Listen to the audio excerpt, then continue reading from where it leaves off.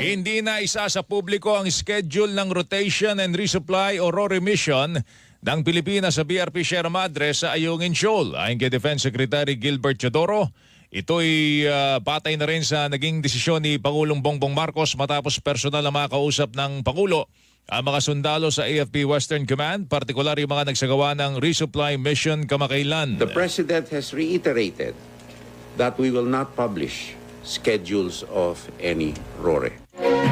Kasabay nito, sinabi ni Teodoro na batay po sa kanilang pag-aaral, hindi aksidente, hindi misunderstanding ang nangyari po sa huling resupply mission sa BRP Sierra Madre. Anya, malinaw ang ginawa ng China Coast Guard, isang agresibong aktibidad at iligal na paggamit po ng puwersa.